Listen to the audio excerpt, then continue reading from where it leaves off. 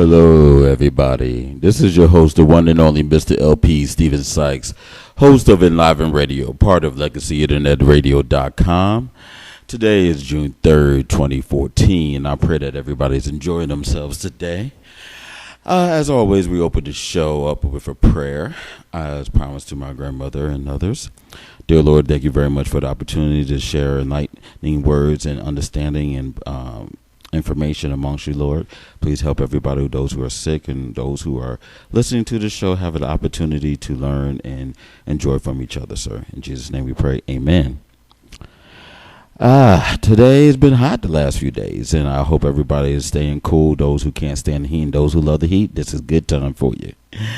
Shout outs to my co-host, Miss Brandy, and also Mr. Sincere, who are not able to join me today. Possibly may be able to stop on through, but we may have a guest or two that's just stop on through, but you know how things go. We got to keep it moving, keep on going, so we're going to make things happen.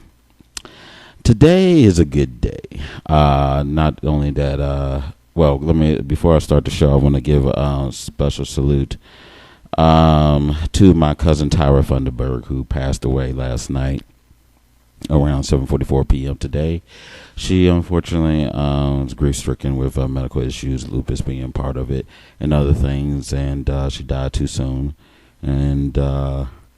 But she's in a better place, no suffering and things like that. So she's looking down upon us to know that we're loved. And I appreciate everybody's kind words on Facebook and Twitter and Instagram and everything regarding her and my family. We're trying to get things together now. So up in Jersey and New York and Pennsylvania and everywhere, all our families are spread across. We're trying to gather together. But thank you very much for your kind words and all.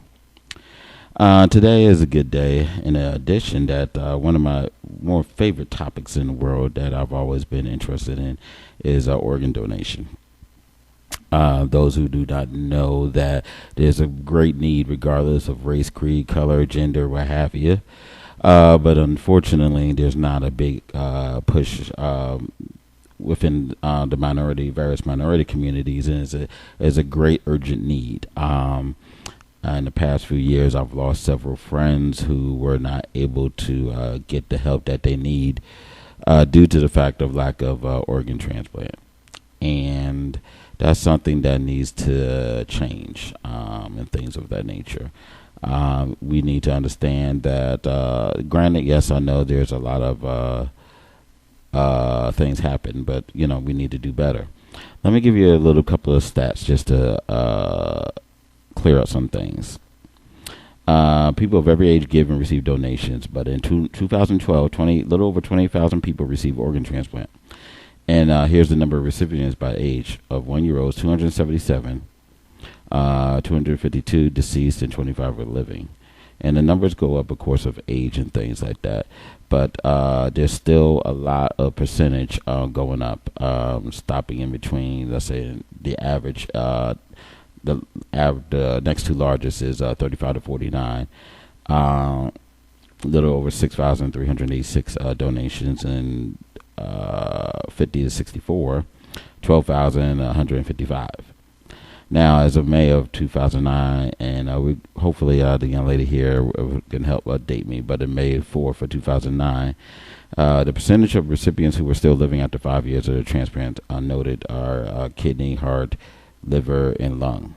70% in kidneys, 75% in heart, 73% in liver, and 54% in lung.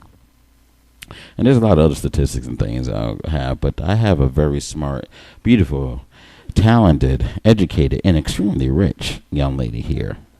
That's going to help us all out with everything. And I'm going to let her introduce herself. And what is your name, young lady? Steven, so great to be with you. My name's Lisa Schaffner, and I am the Public Relations and Marketing Director with UNOS, United Network for Organ Sharing. And UNOS is the organization that runs the nation's transplant. So all of those numbers you were talking about, they happen because and through of our nonprofit that is based in downtown Richmond. And as I like to say, and makes it easy to remember, UNOS is the unicorn. There's nothing else like it. And who doesn't like to be a unicorn, you know? And we're responsible for matching all of the life-saving organs to those in need. So if you need a heart, a lung, a liver, a kidney, a pancreas, intestine, any of those life-saving organs, you need them to live. And if you need them because of organ failure in your life, then UNOS is there, and we try to match those organs to you from deceased donors. All right. Now, Ms. Schaffner, did I pronounce it correct? You just call me Lisa, because that's what I like. Well, okay, thank you, Ms. Lisa. Lisa's just good for me. Okay, not a problem.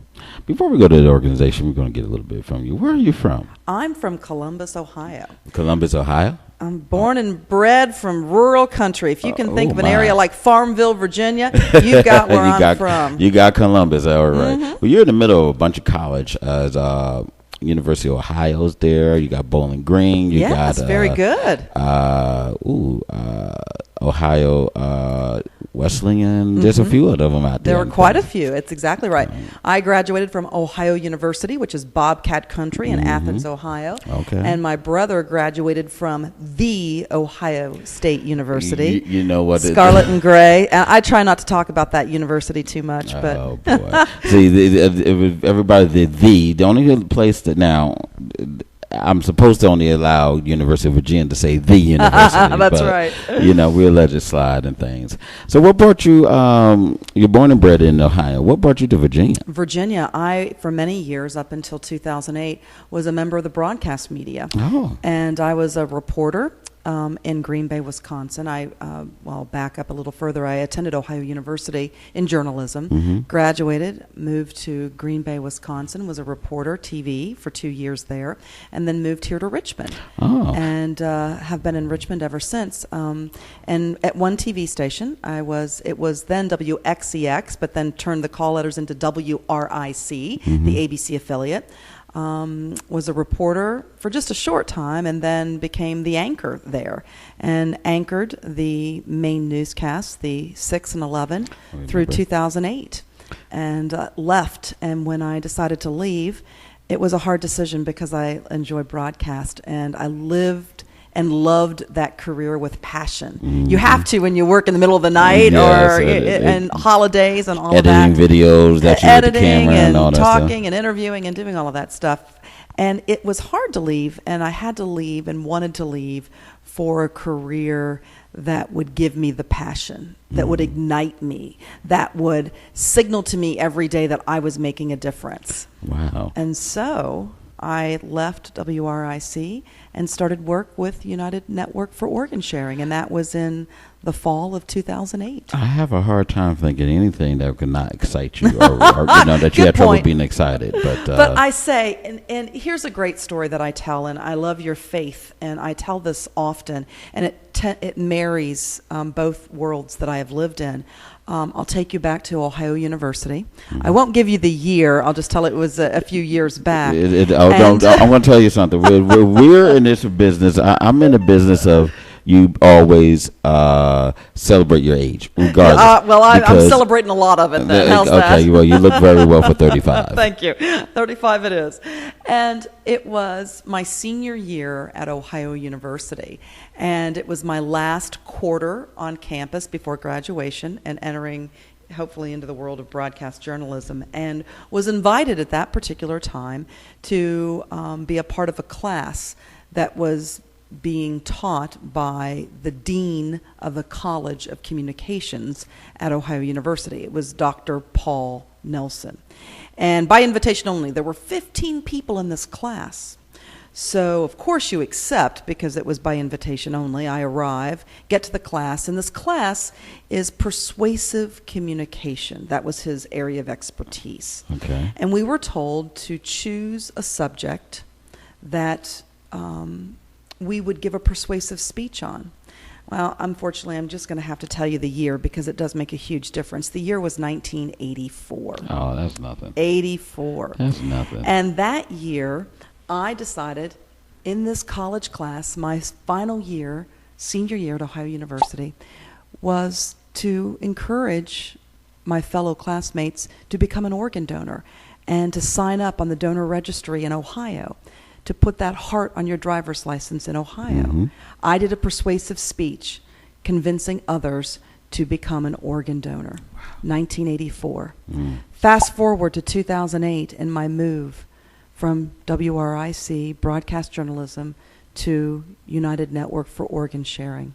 I found out that in March of 1984, March of 2009, 3 months after I started with the organization, UNOS was celebrating its 25th anniversary. So what that means is that the same time that I was telling, convincing, educating others about organ donation to become an organ donor in Ohio, the organization that runs the nation's transplant system, that convinces people on a daily basis to become an organ donor so that we can match those life-saving organs to those in need on the national waiting list so that transplants can happen in this country, the very same month in 1984. So I tell people, if you ever question where you are right now is where you're supposed to be, that was my indication from God, from whoever you believe or whatever you believe in, that I am in the right place. Isn't that a great story? That is. And it's not a story. It's the, I mean, it's that's the a testimony, it's a testimony in itself. It's a testament. I appreciate that because that's something powerful right there. Isn't it great? So I know that where I am right now, and as I say, I speak the gospel of organ donation and transplantation and United Network for Organ Sharing. So. Well, I'd say there's a beast back in the day where they used to cut you open in just medieval times and things and try to replace your hands and stuff. But wow. Couple of questions. Since you weren't around the time I was going to tease you with, since you went to Wisconsin, you was up there, Milwaukee, Green Bay. I was in Green Bay area, correct. And I spent some time in Milwaukee too. Okay. Primarily Green Bay. Any stories with some football players? None that I could share. Okay. Or will share. Okay. I will just say that the football games there are everything that you hear, read, and somewhat see. Okay. I take it you had to. Your eyes are good. You don't wear contacts or glasses. No. Okay. So your eyes weren't blinded from a wide angle lens. I take it. Let me ask you this question, not to get too far off. How is it, as a person originally coming through a member of the media, how is it reporting as a woman in the dominant men's sport? Because at that time, you had women broadcasters were pushing through in the 80s. Yeah, it really was. I mean, there were some interesting times. I will share a story that when I first moved here to Richmond, and it was actually with one of the legislators who is no longer alive. And I was asking a question because he was in charge of the Senate Finance Committee, which oversees the budget. And I needed to ask him a question about an issue that was before the voters of the Commonwealth. And he looked at me and he said, and this was 1986, again, when I just had arrived here. And he looked at me and said, well, little missy, shouldn't you be at home barefoot and pregnant as opposed to working here with a microphone? And I looked at him and said, well, no, sir, I'm right here asking questions of you. Oh, gosh. And so, yes, to your question, it was tough in the beginning, and there were a lot of men who did see women at that time in the early to mid 80s and even into the late 80s, that women really didn't belong in the field of broadcast because it was a male-dominated field. But that really those tables have drastically changed and turned. There are more women in the broadcast industry than men in terms of producers, reporters, videographers, all of that. It's almost women dominated, which is odd. Which is a really good thing, because I know that's the thing. And a lot of people was like, oh, why they put this on TV and this, that, and the other. I was like, there's a lot of women behind that broadcast that may calling a shot, so you better watch your mouth. And we women all know that makes the world better, a lot better place. I'm not complaining. I am not complaining at all. Going on with UNOS, It's UNOS, and it's tough. And we always tease about this because it can be difficult to say. But it's UNOS is the pizzeria. And we love a good pizza, but we are UNOS. And we are a unicorn, and we are unique. And we can only operate with you being educated about what we do. Gotcha. And I'm trying my best to make sure I say UNOS So just It's why all would about you exactly. When you got here to Richmond and things, well, work with the radio, I'm skipping with the TV station, and things.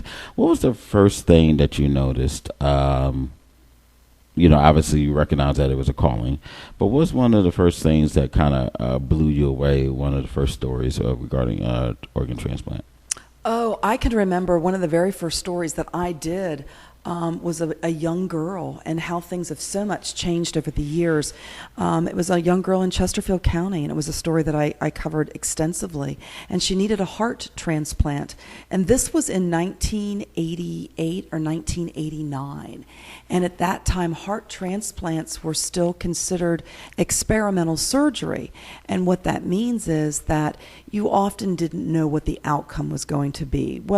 And basically that means if you were going to live or you were going to die because of that surgery. It was still considered experimental. And because of that, those surgeries were not covered by insurance. So families, before they could have the heart transplant, had to raise the $100,000, $150,000 that was needed to cover the medical costs for the transplant.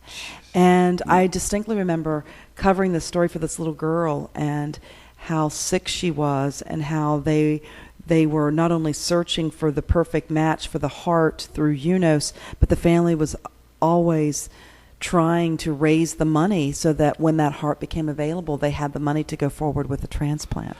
And they did, and the transplant happened.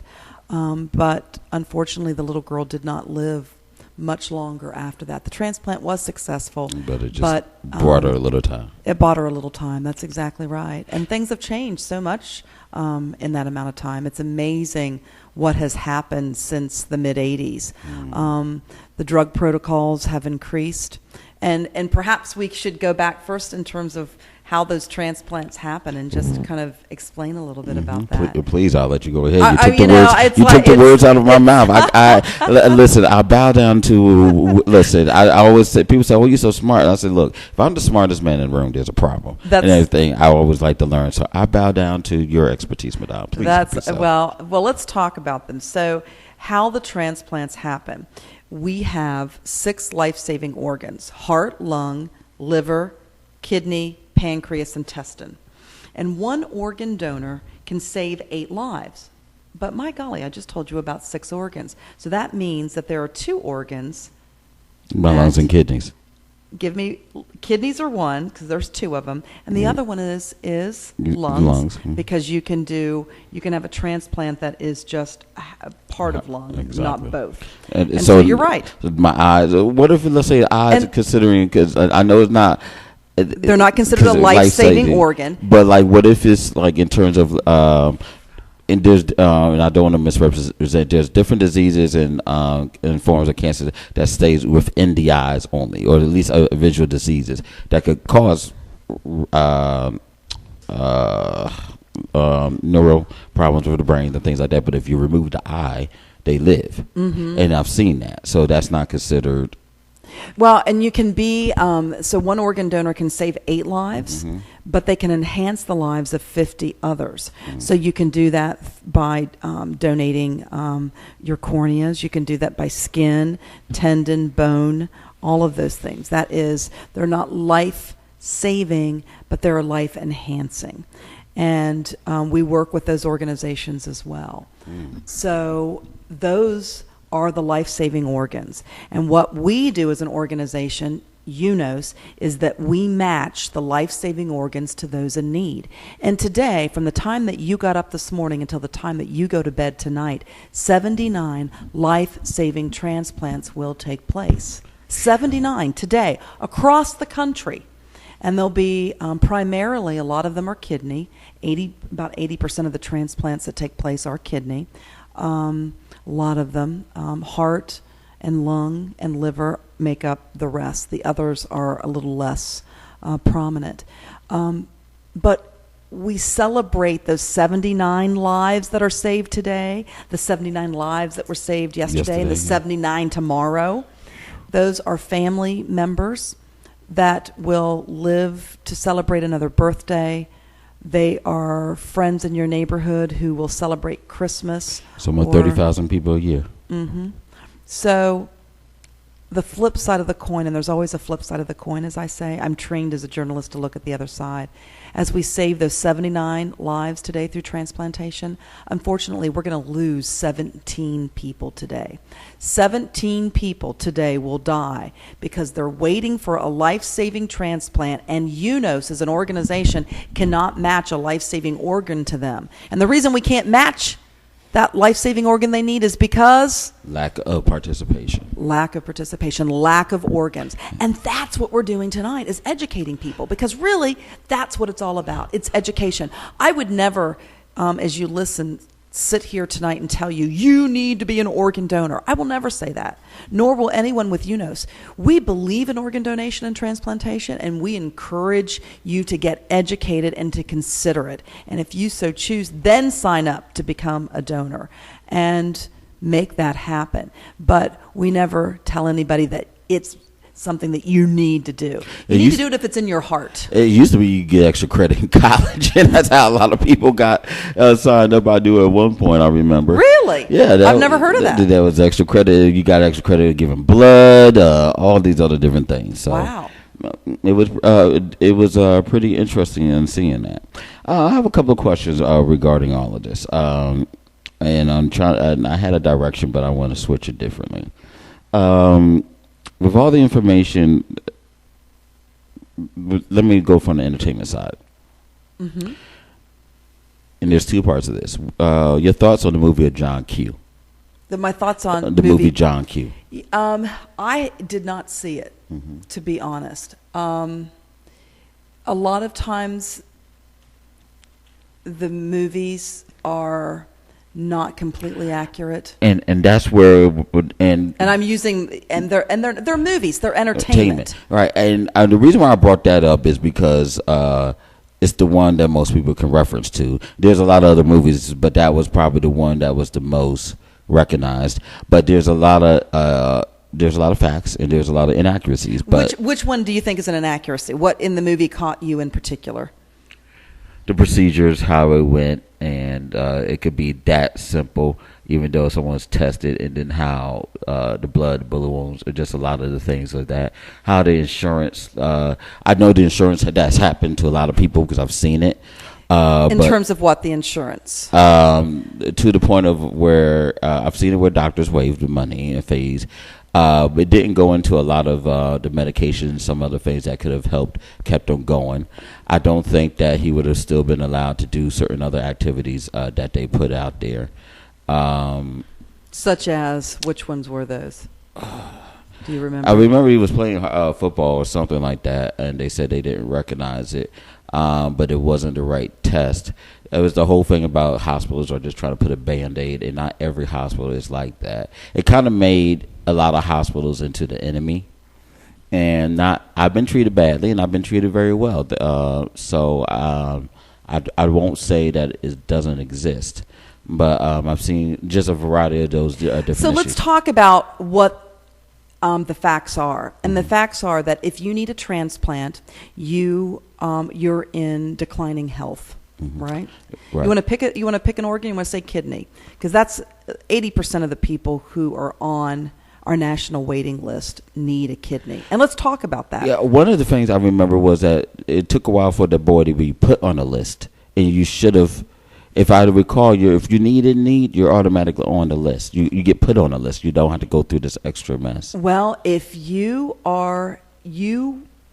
personally, as an what's the word I'm looking for? As a qualified. No, as a person, I can't put myself on the list. It is your physician, the doctor that Right. you're working That's what with. I mean. In this case, your nephrologist would put you on the national waiting list. You have to meet certain qualifications to go on to the waiting list. And when we say waiting list, the waiting list UNOS manages, and the waiting list exists because we can't just give you the transplant you need because there aren't enough organs to go around. So this waiting list exists. And just to give you an idea of the number of people, right now it's right around 124,000 people across the country. And to put that into perspective, that's taking the Richmond Coliseum downtown and filling it to capacity more than 8 times. That's a lot. That's a lot of people across the country. That list is growing. When I first started working with UNOS nearly 6 years ago, that list was at 99,000, and now we're up to almost 124,000. Health of people going down to foods, health of lifestyle, variety of things. Exactly. I couldn't have said it better myself. That is exactly it. And I've seen a lot of people overseas and also here, like in visiting China, a lot of people working 60, 80 hours a week for the last 10 years, and a lot of people here do it in America, but I'm just referencing them because there's more people. People are dying because of just overworked heart and things, and then they get the surgery and you have to keep on going to provide for your kid, and it's just crazy. It is a lot of the lifestyle that people are, it's your food, it's the stuff that you're putting into your body. And we say if the number one thing that you can do to perhaps stop the chronic illness from becoming worse is drink water. Just drink water. Get rid of all of those sodas and everything else that you're putting into your body. Drinking water is a spectacular thing. So we've got all of these people on the national waiting list, and we match organs to them from all across the country. And how this basically works is each of the life-saving organs is matched using a different set of criteria because each organ is unique. But if we could just make a broad brush stroke, just a broad statement, there are 5 matching criteria. So if you're on the national waiting list and you meet these matching criteria, first is one that everyone knows, and that is blood and tissue type. Because everybody watches the TV, the medical shows, all those medical shows. That's right. Like that. And so you've got those 5 things, and the first one is blood and tissue type. Okay. Then the second thing that you have is that the sickest patients go to the top of the waiting list. So the sicker that you are, the more in need you are of a transplant. So you'll go to the top of the list. If you're near death, but as everyone knows too, if you've ever had any type of surgery, that's a slippery slope, because if you get too sick, let's say that you pick up a bacterial infection or then you're definitely not going to go because it won't go. Then you can't go because you're too sick. So you've got to be sick enough but not too sick, okay? So we've got blood and tissue type. We've got sickest patients go to the top of the list. The third matching criteria is size of the organ. That makes a huge difference. So let's give you an example. You have a man, a pretty big guy, and I think that you fit that description. I was trying to lose weight. Well, I mean, let's talk about height and just size. So your heart needs to be, fairly good size. Now think of a 6-month-old infant. And we have deceased donors. So let's say that you need a heart, and I have a donor that's a 6-month-old infant. That heart from that 6-month-old is not going to fit in your body. It's not large enough. So size of the organ makes a huge difference. All right? So there's 3 matching criteria. 4th matching criteria is, with all things being equal, children, anyone under the age of 18 takes top priority. Okay? And then the 5th matching criteria is really, on a broad brushstroke, it's really the most important, and that's called geographic location.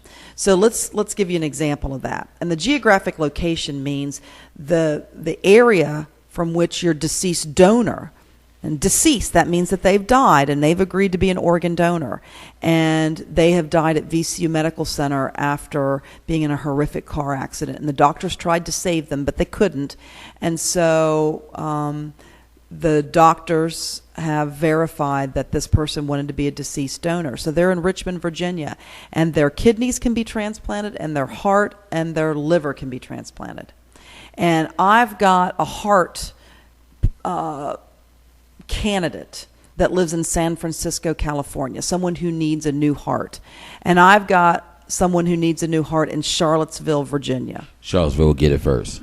Why? Because it's there's always it's closer. It's closer, and there's always a risk of the longer. Prayerfully not, but the longer that it stays out and the further you have to travel, the more likely of other things could happen, damages, travel the road, bacteria, things like that. It is the closer. It's geographic location. That is the matching criteria. And the reason is that hearts in particular, they can be out of the body a maximum of 6 hours. Max. And that's from the time that they're procured from the donor until the time that they are transplanted into the recipient. And that includes packing the organ, transporting it out of the OR, down the hallway, into a car that you would take it to the airport or drive to 64. You see how that time all adds up. So there's no way you could hold that heart, preserve it, whatever, for a little while? Mm-mm. It is packed and ready to, it's taken. So basically you could have, technically I could have in the refrigerator right now 6 hearts. But by midnight, by 1 p.m., if then no one takes it, they're dead. They know you good. You can't.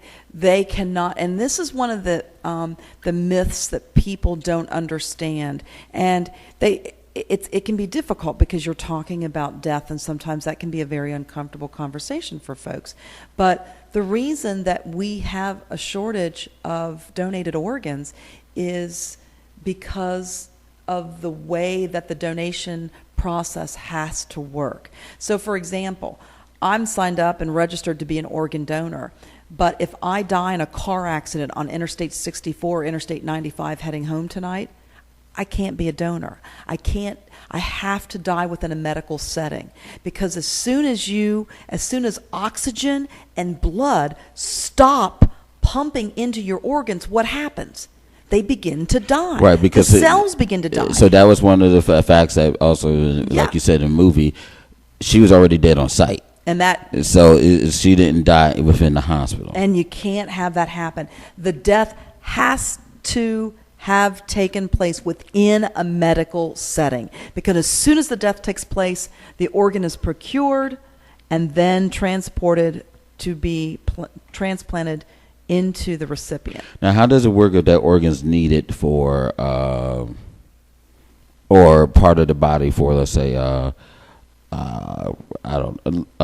trying to think of it. Let's say my heart, and I guess it wouldn't qualify, but it's if I got shot, mm-hmm. and they want, but it's going an organ donation. Right. Excuse me, we got a caller coming in probably with a question.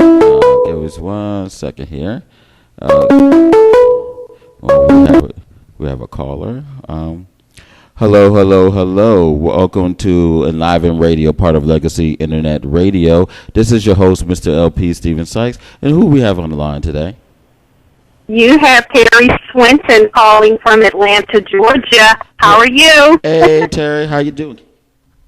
I am good. I'm just, I'm listening, and I said, I got to jump in. I got to call because I have some questions I have got to get answered. That's not a problem. I thank you very much for giving us a call. We got the perfect person here. Absolutely. No, real quick, and I hate to sidetrack, but I'll throw my questions out, and just, if you can answer them, I'll sit back and just give my answers. I have been a long-standing organ donor for a while. That's what my designation is. Thank you. But let me ask you this. I am and have been a participant for Be the Match for bone marrow for about 6 years now. And what me is, how does that work with me being registered for Be the Match for bone marrow? And if I was to register for I don't know what takes precedence. And it's an excellent. You understand my question? Like, do I have a dual registry? Like, who supersedes who? Where would my marrow go if I'm? You understand my question? Yes. I completely understand your question. And usually, as I understand it with bone marrow, that donation takes place as you are living. That is a live donation. and Okay. not done after the fact. And I'm not saying that it can't be done upon your death, but I know that Okay. it's primarily done through living donation. So what's great about this and what it says is that you are a very giving person and that you have signed up Yeah. and registered for both. Exactly. Thank you. You've checked both of those boxes. And what that Yep. means is that if once you're in the Be the Match, their program, and registered for bone marrow, they run those and you're in their system, and they may get a hit and go, oh my gosh, she is the perfect match to someone who is looking for a bone marrow transplant. As for UNOS and signing up and registering to be an organ donor, as I always like to put it, if and when that time comes for you to be a Right. deceased donor. And, really in the end, we're hoping it never comes. We want you to have a very Right, long, right, healthy life. right. But if and when that time comes, then what we will do, and wherever that medical setting is, whether it is in Georgia, or where did you say you're calling from? I am calling from Georgia. From I'm Georgia. calling from Georgia, but I So it born and would- raised in Baltimore, and I have ties to Chesterfield County, Virginia. Perfect. So, So you could be in Richmond is Chester- almost like a second home. Oh, that is wonderful. So you could be in Chesterfield County, you could be in Yes. Atlanta, you could be up in Baltimore, and you're in an accident, and they fight to save your life, and they realize that the injuries are just too severe, and they would check the registry, and they would find that you are registered. And what usually happens at that point is that the medical personnel will walk through with your loved ones, with your family, of what the donation process is all about. They will walk through that, and that is a wonderful Absolutely. gift. And I say that because, and I invite you the next time that you visit Chesterfield, your friends and family there, come into downtown Richmond and visit UNOS. There we have the National Donor Memorial, and it is a memorial, an outside memorial that pays tribute to all of our deceased donors from across the country, our organ, eye, and Wonderful. tissue donors, and come and feel what that's about. And I just wanted the opportunity to kind of get that out there, and it's a wonderful, wonderful place, and we appreciate the question. And- now, you said that was one question. You have another one? Yeah, yeah. And my second and final question, what is the platform that you have set up for minorities? It's already a shortage. As an African American woman, the like you said, the qualifications and the validations to even be a potential donor or candidate is certain checklist items that have to be asserted. So what's the platform that UNOS has to address the minority community, Hispanic, your Latina, your Islamic? What platform do you all have to go out into the community and address and encourage participation? That's a great question. Organ donation. You stole my thunder, sweetheart, because I had that coming up down the line. Well, we'll give you both You stole credit my for the thunder with question. John Q. I was like, I got to scratch that off the list. But I did want to throw out another movie, and you take a look at it. 7 Pounds with Will Yes. Smith was a great It movie. was. And if you haven't seen 7 Pounds, go on Netflix and take a look. But yeah, this is the platform that you all have to go into the minority community to get participation and to grow those numbers. They got a lot. They get grantee publication things, or they have a lot. And I will tell you a lot. There are two things that come to mind. Well, three things. I love working with radio stations. So here we are on the internet. Woohoo! Legacy Internet Radio. I think that is very important because that's having conversations that are intimate conversations with everyone who is listening, and I think that comes into your home and it hits you at a time that you can have these open and frank conversations. So we really do reach out to the media to work with them and to educate. We also love to work with organizations, and the Links, one group that we work extensively with African American women here in the Commonwealth of Virginia and across the country. That's a great group. And we're also involved in November. We work with a lot of the churches, and do the National Donor Sabbath, and that is the second weekend in November. And that's when we're really reaching out to some of the churches, particularly the minority churches, to get the word out.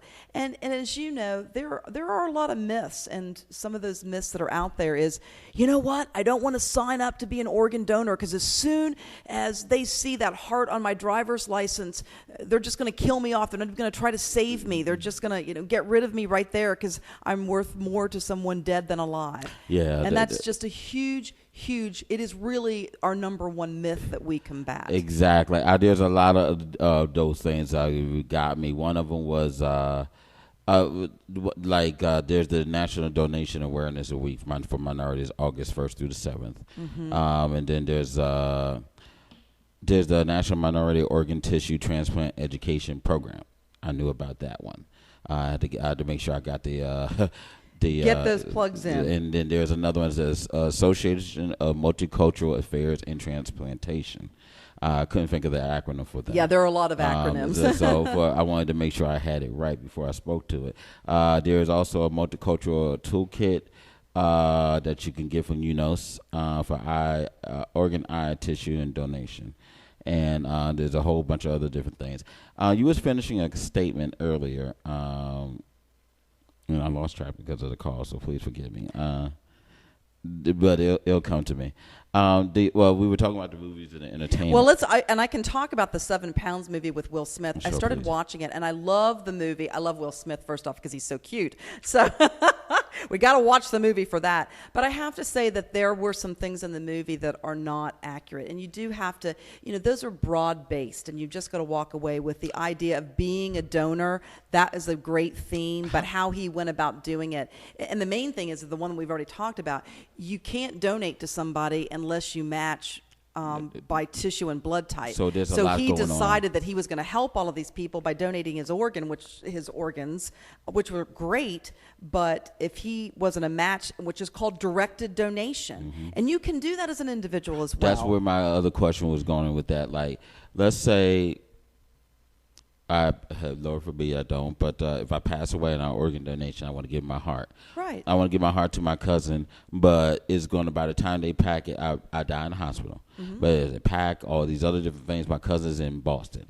And chances are I may not be able to get to him. Like, he's sitting there, he gets the beep, goes to the hospital, but like the donation, I'm also matching somebody else downtown, or who's might be in the hospital right now. You can make the directed donation, and that and I'd have to check the map. I don't know how close Boston would be really on it would be close fringe, to the fringe because it's like, then I don't even think, because by the time I'm thinking about the 35-40 minute time to go through, clean it, all the other stuff, unless it's getting a jet plane. And that's flying. Yes, that's absolutely. So with that would be tough. But let's just say that a lot of the directed donation takes place in the kidney arena. So let's say that, and let's use that same circumstance. You're here in Richmond, Virginia, and you have a cousin who needs a kidney, and you die in a car accident within a medical setting next weekend,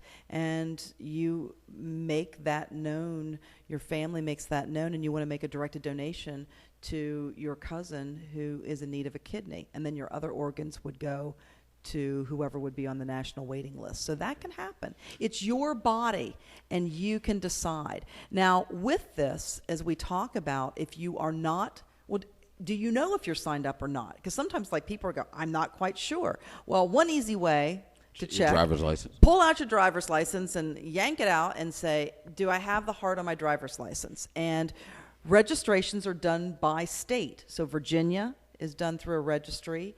Georgia is done by a registry. Most of those happen through the Department of Motor Vehicles, the DMV, as is the case here in Virginia.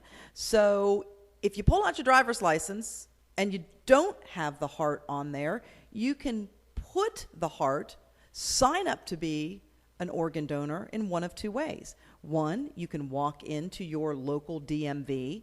Now, I have to admit, not a lot of people like to make a trip to the DMV, but if you are so inclined, you can do that. And it is a matter of state law here in the Commonwealth that if anytime that you do business at the DMV, they will ask you if you'd like to sign up to be an organ donor, to register as an organ donor. So you can go in and do that. Or, even better, because you know how to use the internet because you're listening to us right now, sign up through the website.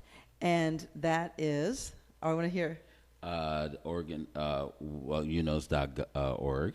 You can go to unos.org and we'll link you to it. OrganDonor.gov. Or very good. And if you're here in the Commonwealth, you can go to DonateLifeVirginia.org. And there's the Office of and the federal contractor.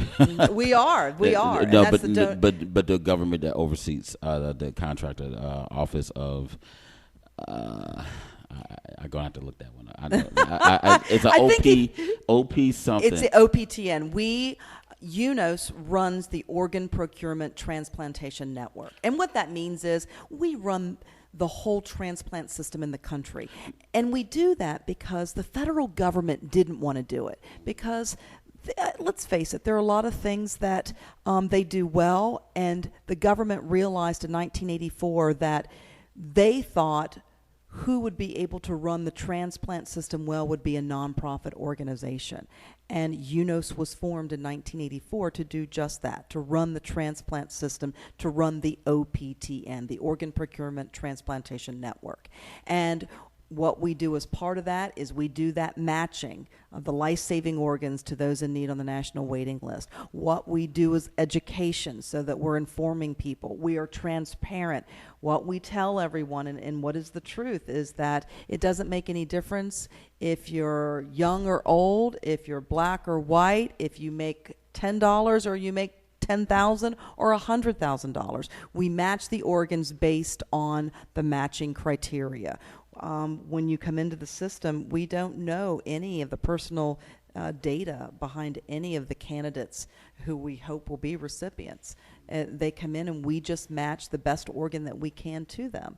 We also make the policies on how that matching takes place and how each of the organs are handled across the country. Now, go to the other side of the entertainment thing, question I was going to, for the second part of that. I don't see it, there's a lot of celebrities that support it, but I don't see it as big anymore as it used to be. You know what? How did that happen? And does UNOS do particularly work with? You have a lot of representatives that work with you that's on the public and local, right, but sure. Do you have anybody the celeb fan that's helping getting the word out? That's a really good question. That no, we really don't. And Liam Neeson, it's one of those very personal decisions. I don't know if everybody remember Liam Neeson with his wife several years ago was an organ donor, and you hear about it quite frequently. But it becomes such a personal decision that oftentimes the families just don't share that information as much. And you don't have that much time to decide. No, you don't. Absolutely not. You're absolutely right. It all happens within a very quick time frame in terms of the decision being made to donate. That's the reason we always say, talk about it right now. Talk about it with your family and friends. Because I see a lot of people that be like, okay, yeah, but I want them to die, to be buried whole. And I mean no harm to anybody and no disrespect, but you're going to go to heaven, you know what I mean? Mm-hmm. And you just let that go. And I mean, like, you got to do what you can. There are no religions that oppose organ donation and transplantation. No, but it's just like somebody who's old-fashioned. I completely understand. But I throw that out there because a lot of folks will try to back that up with a religion. Mm-hmm. And there are none that support it that way. And it really is. You know, the other thing people say to me quite frequently is, this is just, Lisa, let's not talk about it. I don't want to talk about death and dying. And you know what? It's not a discussion about death and dying. It's about life. It's a discussion about life and life-giving and how we can transform lives. And those of you who are listening to us right now, you can't see the studio, but we're sitting here with what we call the faces of transplantation. They're people who have been touched by transplant, who are alive because of transplant. And transplantation, organ donation, these make new families, new relationships. And it's amazing how it gives life. So it's not a discussion about death and dying. It's a discussion about life and life-giving. Now, let me ask you this question. a common question I've seen. And I'm going to get to the myths later because there's a lot of them I want to cover. So hold on, everybody. But one of the questions I want to get over is, Europe is a big. There's two parts of that. Europe is a big, obviously, all over the world organ transplant. But could someone say, I want to go over Europe and get the organ transplant, even though I was here? Because obviously you can't. With the time, let's say the heart, but let's say I can want a kidney and things; those could last a little bit longer. Yeah, and UNOS, we run the nation's transplant system here in the United States, and we understand that there is a waiting list, and we understand and have heard that there are those who have chosen to go international for a transplant. We have no involvement in those or what that looks like. So yes, it's been reported. I've seen it in the news media that those things do take place, but we don't have any jurisdiction over any things that takes place international. And you can't. And obviously, you're not taking any black market out. No, and there's a lot of that. So we'll go back to that because that you're talking about the myths, and it's kind of all pulled together. It's the same fabric, if you would, and a lot of people believe that there is a black market for organs out there. And in 1984, when the federal government said, we don't want to be a part of running this transplant system, we want a nonprofit to do this. And that was part of the whole discussion, is that the so-called black market, it doesn't exist, and the government didn't want to be a part of that. And that is definitely one of the myths that are out there, that there's buying and selling of organs taking place, and there's not. You can't buy and sell organs in this country. It is against federal law, and we as an organization work to ensure that doesn't happen. What are your thoughts of stem cells and people trying to, and it's illegal to clone in the U.S., but not in other countries. What are your thoughts towards cloning and stem cells relating to this? Well, I got to, as an organization, we support anything that will enable more transplantation in this country. And that mechanism, but the cloning, and the reason why I ask is I know it's a big issue with people, but cloning is of humans. There is, well, it depends on, how you talk cloning of humans. There is a lot of research that's out there right now that you can develop, say, lungs that can be like pig lungs, or you're meaning specifically of humans. Right, because there's and there's the clause in that, because there's people who, and I want to, how should I be this insensitive without sounding insensitive? There's people who want to clone, and there's been movies of this. Obviously, that clone just for the sake of organ transplants with 6 people.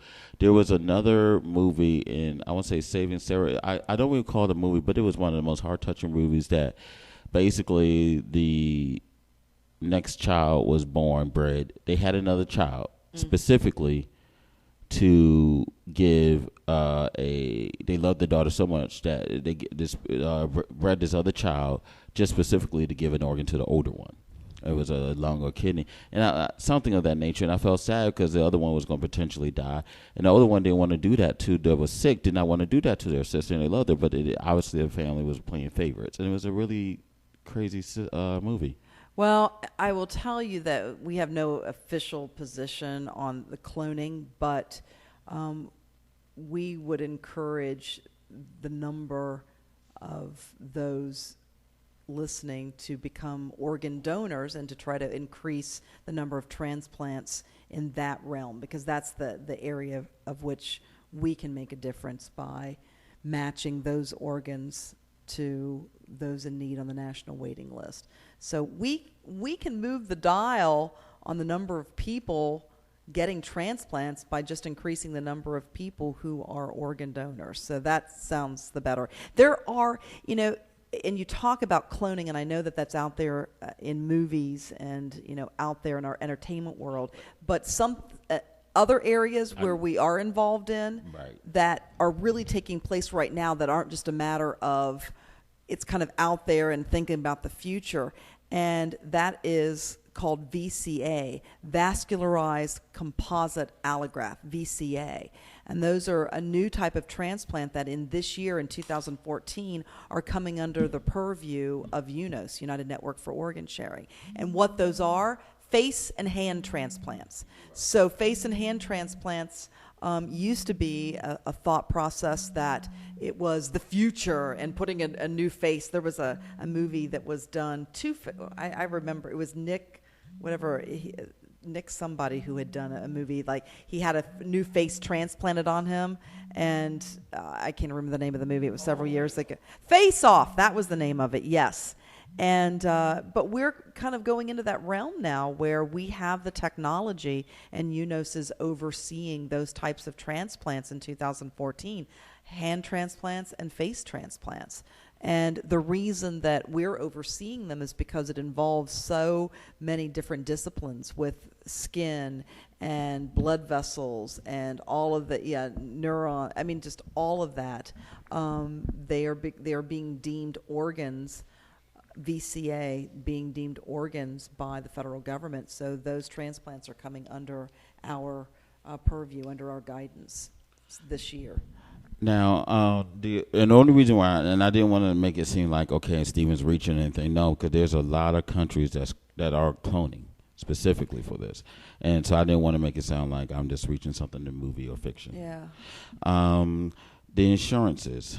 How is UNOS either partnering or working or an advocate, let's say for the several Congress committees and things like that, let's say, because there's all these different commissions out there, obviously, and there's always these political jackets that have where you're going out and petitioning, you're speaking.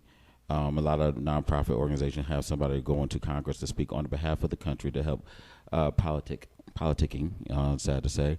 But trying to get laws to work with the insurances and things like that, and obviously with all the changes of the healthcare bills and all that mess, how is standing with all of that? Well, with insurance, and so let's take a look at like how that works. So right now, the insurance with people that are receiving transplants, they're actually working directly through the hospitals and the transplant coordinators to sign up for those different programs and under which insurance plans they're under. And as most of us know, if you have healthcare insurance, it makes it a lot easier with your own particular finances and making healthcare available to you and your family.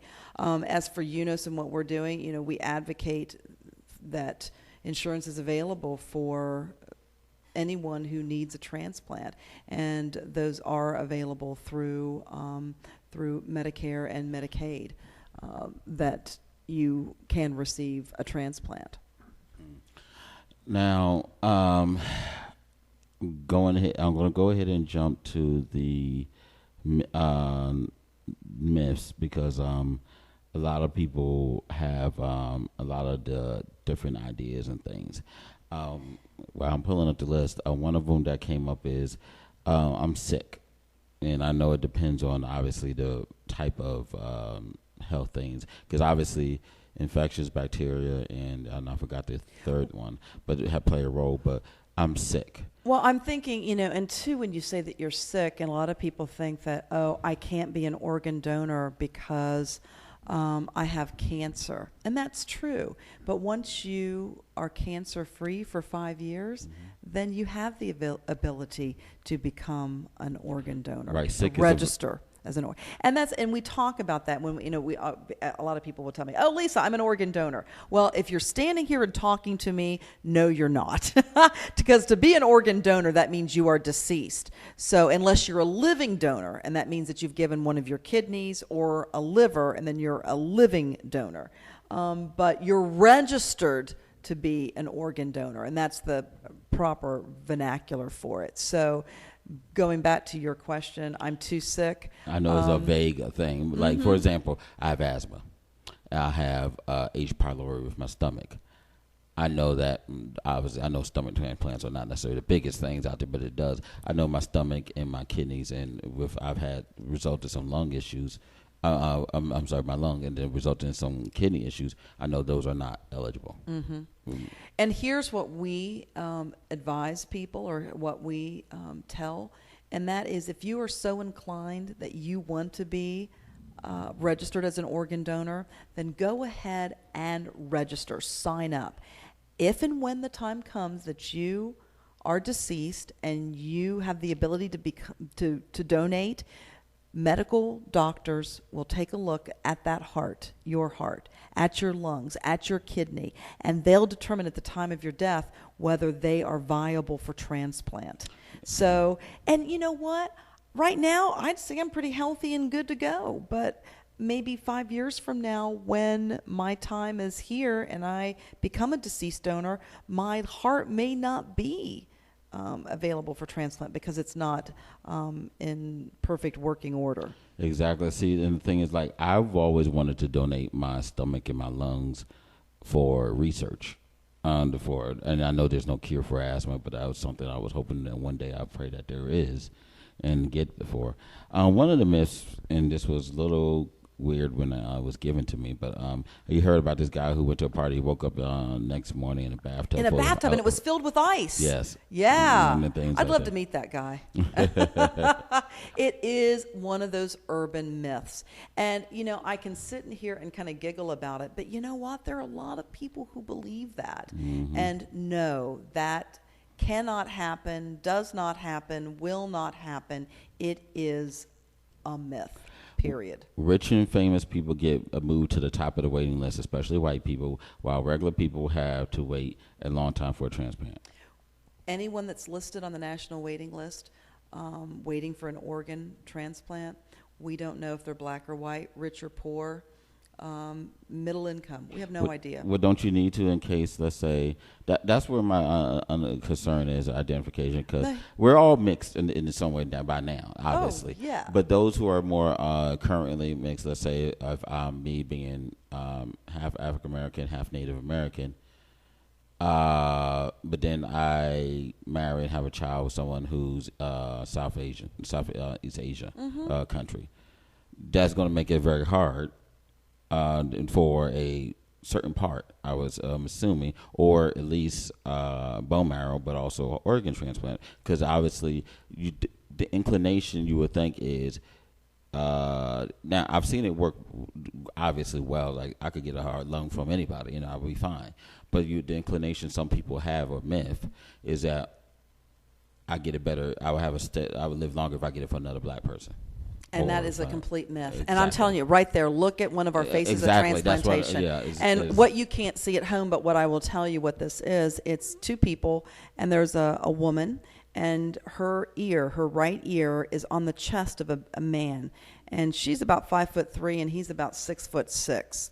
And her ear is up against his chest because she's listening to her son's heartbeat for the first time since he was a donor. And her son's heart, his name was David, is beating in this man. And this man's name is Joe Cox. Joe is African American, and the heart that he has in his body is from a 24-year-old Caucasian white man. And this is a new family relationship. So what you're saying is dispelled right here. Exactly. It is a myth. Exactly. White hearts go into black people. Black hearts go into white people. Last I checked, inside the body, it's there's some diseases that may affect some more than others, but other than that, all that stuff is gone. And that's just a myth. Now, what I will tell you, and what I will give you, is if you go to our website, unos.org. On the website, you can find a lot of information. And among some of the statistics that are there are the transplant numbers for the various transplant hospitals across the country. So, for example, if you need a liver and you live in California, UC Berkeley, and the rates there are not as high for transplant as what you might find in Tennessee. they're a little higher. Because but you also have to deal with the culture and environment. Tennessee, Kentucky, coal mining, for farming, whatever right. reason, we have got your likelihood of getting a transplant if you need a liver is higher in Tennessee than what it is in California. It's just because of the donation. It's the part of the country. It's just all of those things. So here's what. Let me tell you this. So here kind of goes to that one of those myths, if you would. So you, as a candidate, as hopefully a recipient, you can be listed at any medical facility in the country that does liver transplants. You live in California, so obviously you most likely would want to be listed there at the hospital that's closest to you because you would drive there.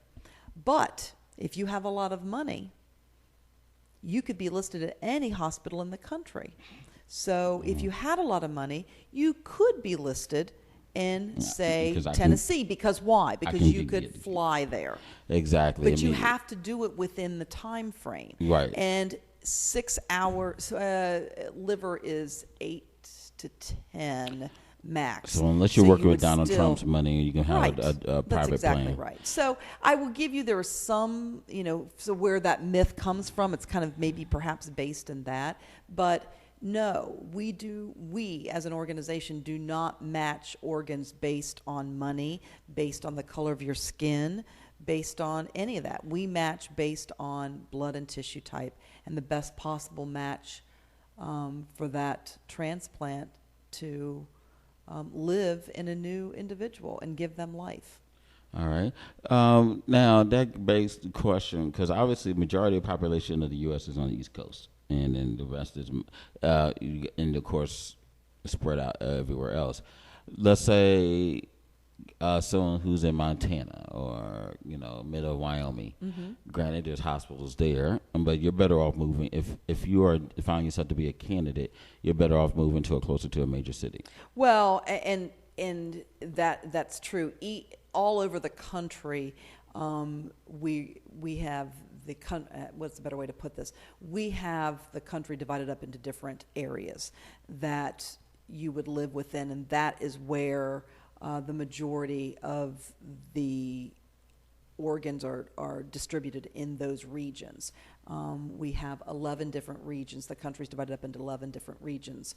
And so in Montana, offhand, I can't remember which region that is, you would have the donation process to take place in that region, and they're based on transportation in miles so that you can fly an organ to that major medical setting. And you're right, I mean, the transplant centers are in the major cities for the most part. So if you live in a small town that's 2 hours outside of Sioux City, Iowa, then you will have to drive to get that transplant. Right.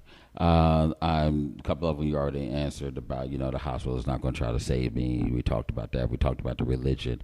I don't want my family to have to pay if I want to donate my organs. And they will not. That's a myth. There is no cost to the donor family that is making that huge gift, that life gift. That any costs are incurred through the recipient, the person that's actually receiving the organ. If I donate, I worry that the recipient and or the recipient's family would discover my identity and cause more grief for my family. That is an anonymous donation. You can keep it as such. If the donor family perhaps changes their minds, that meeting can happen with the recipient. There are a lot of recipients who like to meet their donor family members. So obviously they can't meet the donor because the donor is deceased, so they meet the family members. And it's very cathartic for both sides. It gives the recipient an opportunity to say thank you. It gives the donor family an opportunity to see their loved one living on in someone else. And those relationships only happen if both sides want to meet. I've seen a situation similar to the one you mentioned earlier that a lady's, she was 60-something years old. Her son passed away. His heart and kidney went to two different people. She actually attended the wedding. That son was able to live, and he eventually married his wife. the fiance, because their wedding got put on hold because of his health. And she was like, "I'm gonna marry you anyway." He was like, "No, I'm not gonna put you through this." They got the transplant. She and met him and actually went to the wedding, and stood there with him because did not have the opportunity to give her son away from because he died. So he called her up and she gave him away. Mm-hmm. And so that was one of the more telling. There are so many, and it's just, we talk about the stories, and there are just tons of them, and some of the faces of transplantation that are staring at us right now. It's a man and his son. It's Gary Sneed. He lives in Richmond, and he's a big strapping guy, and he's got his arm around his 15-year-old son, Robbie, and that is the last picture that was ever taken of the two of them together. And shortly after that picture was taken, Robbie was involved in a car accident. And as Gary tells it, he was 15 when it happened. He was in a car with two 15 and two 14-year-olds. As you can tell by the ages, they were not of legal driving age. 3 months before the car accident, Robbie had gone into the DMV to sign up for his temporary license, and the DMV worker asked Robbie if he would like to be an organ donor, a registered organ donor. And Robbie looked at his father, Gary, and said, "Dad, I want to do that. I want to be an organ donor." And Gary looked at his son and said, "Hey, that's great, honey. Let's do it. Sign up. Go ahead." And in Gary's words, "Little did I know that in a short 3 months later that my son's greatest wish would come true, that he would be an organ donor and save someone's life." When the accident happened and the doctors came to Gary and his wife and said, "We cannot save your son's life. He's dying. Would you like him to be an organ donor?" Gary said, "It's the greatest gift my son ever gave me, because a vast virus database has been updated. Question knew what my son wanted, and that was that he would save someone's life through organ donation." And Gary and his wife said, "Yes, we want our son Robbie to be an organ donor," and he was, and he saved 3 lives. One of the other things is, if we are, and everybody should know, I know I'm not the right age for a donation. We've seen people as old as 90. Oh my gosh! And here's another story, and I don't have him here, but he's a dear friend of mine. His name is Weldon Bradshaw, and he received a liver transplant just 18 months ago. His donor, an 84-year-old woman from North Carolina. And if that 84-year-old woman had thought in her head, "Oh, I'm too old to be an organ donor. I'm not going to do that." Well, my friend Weldon Bradshaw would not be alive today. It's a myth. You go ahead, if you're so inclined, sign up to be an organ donor, register, and if and when the time comes, doctors will take a look at your organs. They'll determine if your organ is too old, if that kidney or that liver is too old to transplant. There's too much damage to it. But don't go on assumption. Don't think that you're too old to do something. If the 84-year-old donor from North Carolina had thought that, I wouldn't have my friend Weldon Bradshaw beside me as a friend today. So a huge myth. Organ and tissue donation means my body will be mutilated and treated badly. It means what? Will be what? Mutilated and treated badly. Oh, no, never mutilated. If you are a donor, an organ donor, tissue, eye, you can have an open casket.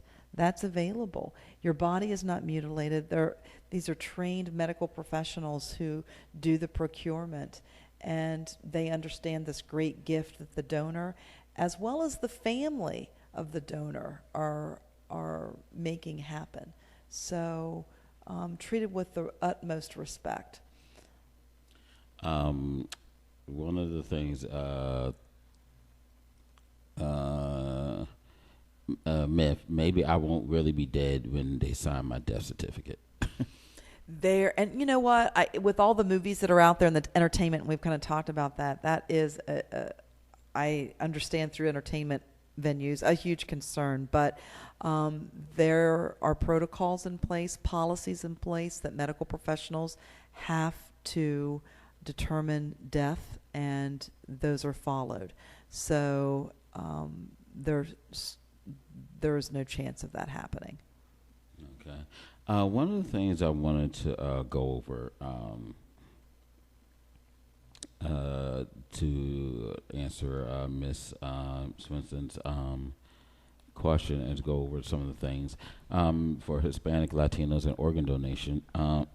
Mexican Americans in particular suffer disproportionately from obesity, which contributes to diabetes, hypertension, and heart disease, increasing the risk of organ failure. For Hispanics and Latinos comprise 16% of their population. 19% of those waiting for a kidney and 17% are waiting for a liver. 20,000 plus are on the waiting list right now for them. In addition, let me go back here. We talked about the National Minority Donor Awareness Week, which is August 7th. I'm sorry, 1st through the 7th. Mm-hmm. In addition, Asian and Native Hawaiian and other Pacific Islander populations. That group suffers significantly from kidney and liver disease. Asians are 5.5 times more likely than Caucasians to develop hepatitis B, just by the nature of the countries and things of that nature. And Native Hawaiians and other Pacific Islanders are 7 times more likely to develop chronic liver disease and 3 times more likely to develop diabetes, increasing the risk of organ failure. Now, some of the common myths also is just part of movies, entertainment, and just lack of self-awareness. A lot of people assume most of the people in Asian American and those of from those cultures and Pacific Islanders are much healthier because you see them rice, eating vegetables, a lot of sushi, all these other different things, and they assume that, and it's sort of unfair because it says 90% of Asian, Native Hawaiians, and other Pacific Islanders in the U.S. transplant list are waiting for a kidney. Pacific Islanders are 4 times more likely, than Caucasians. So it's a lot that's out there, and it's sad that those things are not taken care of. You know, there is, and this is one thing, you talk about all these numbers, and there's so many statistics, and it really sometimes just becomes overwhelming. And as an individual, I know I sometimes shut down, and I'm assuming that I'm not alone in that. But here's the bottom line to the whole conversation. All the numbers, all the facts and figures, all the statistics boil down to one thing. The number one. And that number one is you. And you can make a difference. You can make a difference by saying yes to organ donation and transplantation and signing up to be a registered organ donor. And you can make a difference by giving life to someone if you die. And it's a conversation that you can have anytime with anyone, preferably those close to you. And I know a lot of people are like, well, it's on my driver's license. That's all you need. I encourage people to have that conversation. I talk with my kids. When my daughter started driving, I had a conversation with her about signing up to be a donor. You're going to walk into the DMV. They're going to ask you this question. How do you feel about it? What do you think? And, you know, as a parent, it was kind of a tough, as much as I talk about this all the time, it was a tough conversation because I'm talking to my daughter who had just, it was 15 and a half, getting her learner's permit, about you're talking about you could die. And that's what organ donation is about. But again, I took the conversation. It's not a conversation about death, Danielle. It's a conversation about life. If something should happen to you in a car accident, what do you want me to do? Do you want to give your organs? Do you want to be a donor? And I set aside 3 hours for this conversation, thinking it was going to be a tough one to have with her. And she was, 15 and a half at the time, going on 16. My son is 3.5 years younger. And we were driving to North Carolina on a vacation. And the conversation that I thought was going to take 3 hours, and that I set aside 3 hours of time for, took 3 minutes. literally we were able to back out of the driveway and out of the neighborhood, and the conversation was concluded. And it went something to this effect. So Danielle, Mommy is a registered organ donor, right? And she's like, yeah. And I said, well, how do you feel about that? Well, I think it's great, Mom. Yeah, I believe in organ donation. Well, you're starting to drive and you're going to get your learner's permit and eventually your license. What do you want to do? Well, yeah, Mom, I'm going to sign up to be an organ donor. Like, I can't take him with me when I'm gone. I'm like, you're right. Well, what other questions do you have? Nothing. I know all about it. I'm good. I want to sign up to be this. Okay. And that was the end of the conversation. See, and that makes it good that your kids is good. And your it's, family. It's a testament to you. That's exactly right. I have talked with people that I have gone to health fairs and different symposiums that we take our awareness about UNOS and about organ donation. I have run in just within the last 6 weeks, a couple married. And she's like, oh, yeah, I'm signed up to be an organ donor. And he's like, really? You are? I'm not. It was the first time they had the conversation standing at our table. They're married, and they didn't know that one believed in organ donation and the other one hadn't signed up yet. And so that was a conversation they were going to have that night. So you done caused the divorce in the family. I hope that it's a marriage made in heaven and not, again, it's about opening up the conversation. Exactly. There's no right or wrong answer. It's about opening and starting a conversation. I want to go into the aspect of drugs. The immunosuppressant drugs. Great. And the immunosuppressant drugs are the drugs that every transplant recipient must take after surgery. And what about those who gave as well, who's still alive? If you've given, you do not have to take the drugs, the immunosuppressant drugs, as in a living donor. And here, the drugs are used to suppress your immune system. They're expensive. And here's an example that I give quite often. You get a splinter in your finger, and what happens? Well, it gets red and infected, and your body's trying to get that little piece of whatever in that little piece of wood out of your finger, right? It gets infected, pushes it out. Well, that's what happens when after a transplant. Your body says, hey, that kidney that's there, you weren't born with that kidney. We're going to put an infection in place to reject it and get it out, right? Because you weren't born with it. It's not native to this system. It needs to be rejected. But you need that kidney to live because it's just been transplanted. So you take immunosuppressant drugs that suppress, push down your immune system so that infection doesn't take place and that the kidney stays in place. Every transplant recipient needs to take those immunosuppressant drugs. They take them for the rest of their lives. And if they don't take them, your body will go into rejection and you will reject that organ. Yes. And there's nothing you can do mentally to fix that, to change it? It is not a basis of mental, mind over matter. It is all based in medical science. And to be honest, that is where we were talking earlier last hour about how the transplantation has really increased in terms of success rate. And it's because of the drugs that are now available, the immunosuppressants that help. Cyclosporine is one of the drugs that has really helped with transplant and for recipients to keep those organs viable. One of the things I wanted to talk about is health regarding this. And I was going off of the organ and donor gov because I wanted to make sure I had the... And that's a great location to go. That is a great one. Thank you. Let's say many actions could take place... many other actions we can take, but I'm struggling today. Many other actions we can take benefit multiple organs, and they are no different than what we hear all the time from our own doctors. Self-help books, television, internet, things like that. They include get a physical assessment of your health status, preventive screening so that you can make a plan to become as healthy as you can be. That should be done whether you organ plan or decide. Yeah, I think it's a great idea. Talk to your doctor about your BMI, although there's issues with that right now. Your blood pressure and what it constitutes for a normal person at your age. Watch your cholesterol and also know your family history. And that's something that's a little bit of a sore subject for me, and especially I used to say just in the black community, but just in all communities. People don't like to talk about what going on in your family, or we don't want to talk about what grandma had or doctor dad or your uncle died because it's private. Stop the bull.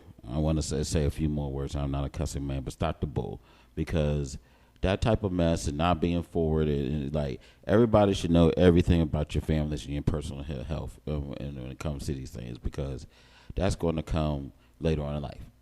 I give an example. A lady, her mother didn't have it, but her aunts were very bad when it came to their cycle period. They flowed a lot more heavier than most. Mm-hmm. Okay, I'm gonna be honest. And one flowed more, and it caused her some problems because she was also anemic. Mm-hmm. Led to some blood issues, infections, and things like that, and she passed. Little did know, one of the blood infections was also hereditary. And so the daughter, but she would have been tested and probably could have prevented if the mother said something. Mm-hmm. Or she knew, and then she wondering why she was sick, and she was wondering why she had trouble with pregnancy, and all these other different things, because nobody wanted to talk about how Aunt Susie passed. So that's the things that irritates the living daylights out of me.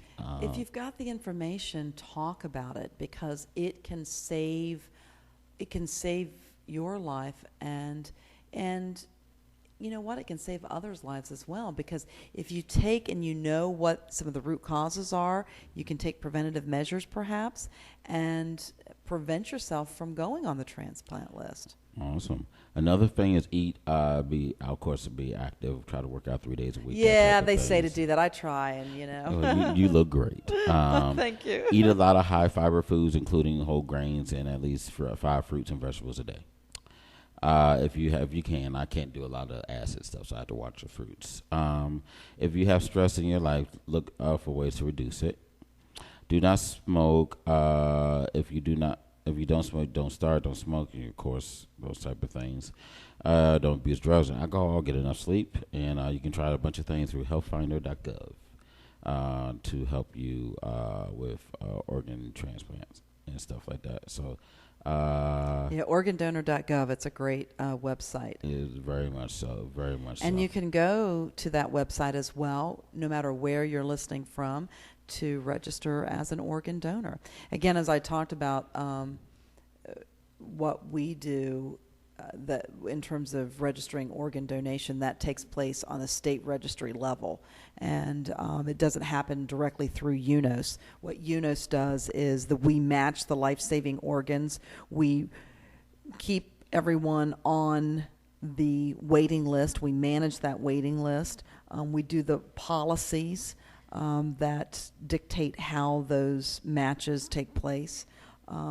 We run the organ center. We have an organ center that is so called. We have right now organ specialists, organ placement specialists, OPS is their title, and they're working as we speak. They work 24 hours a day, 7 days a week, 365 days a year, and they're making sure that organs are being matched correctly to the best possible patient every single minute of every single day. Okay.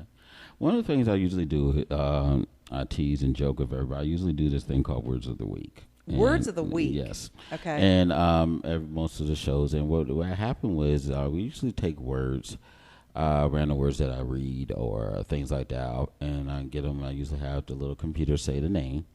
And I tease everybody to, some like it, some don't. But the purpose is just to help. I'm always improving literacy and things of that nature. But since you're here, I'm going to choose words for regarding the medical terms within your field. Okay. Haplotype. And I might be saying it wrong because I could not get the correct. Could not get it, but it's spelled HAPLOTYPE. Mm-hmm.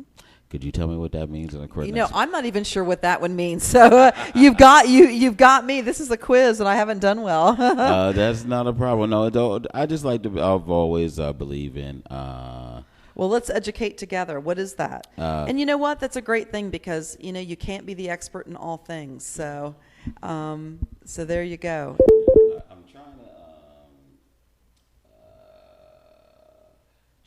to get the word out, but it's basically a set of closely linked genes, usually inherited together as a unit, observed to determine genetic compatibility between the donor and recipient. There you go. So I thought that was a very good word to use. For some reason, I can't seem to. That's because it's such a unique word that it's not in dictionary.com. That was the thing, and I thought it was one of the terms that I got from because I thought it was a very good thing to have. Haplotype. Haplotype. Haplotype. That's Okay. what it looks like. But I have not heard that particular word. Now you've educated me, so I feel better about that. Well, you know what? And I will tell you, as you learn, one of the ways that I like to learn is I like to touch and feel and see firsthand. I don't do very well just sometimes reading about things on a written page or in a book. I like to see them and experience them. Haplotype. Haplotype. So there you go. We're right. So if you would like to see and feel and experience UNOS firsthand, you don't have to listen to it on the computer or hear the word of the day, but you can come down to our headquarters.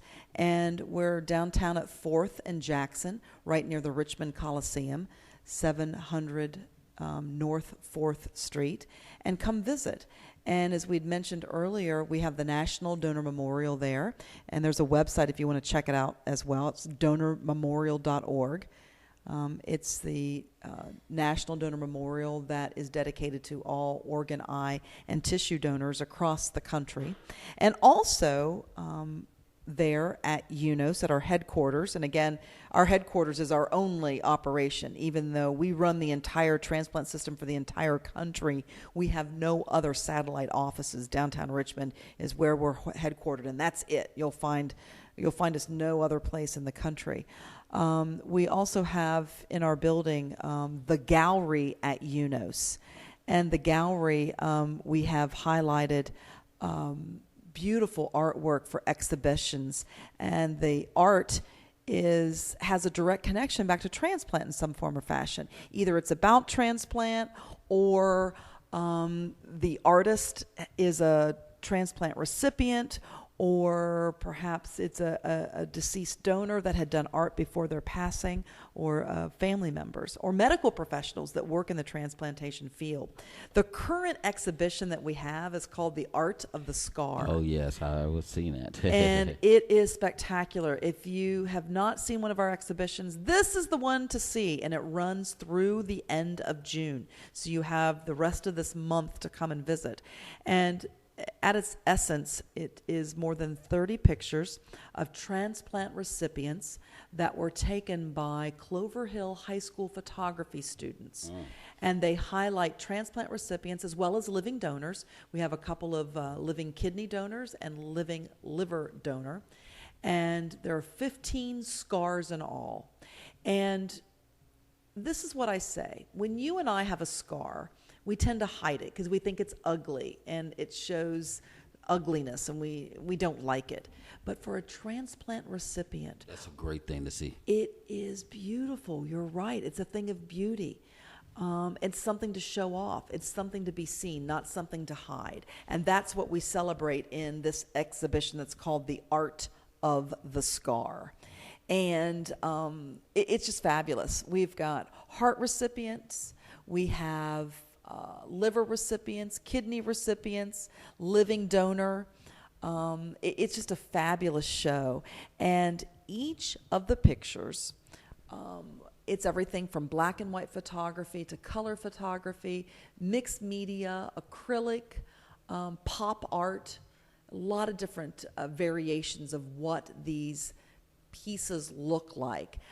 But each of them comes with an artist's statement. So it's a statement from the student that tells why they chose the medium that they did and what this recipient meant to them, their connection to them. It's the coolest thing ever. I'm gonna get you another word here. Oh my gosh, he's There's working on three of another. them. He's working on another word. Oh, yeah. How about scar? I know that word. No. This one is easy. All right. You say. Perfusion. Perfusion. Mm-hmm. Perfusion. Do you know what? I'm going to let you spell it. How about? No, I can't cheat. No, you got to. No, perfusion.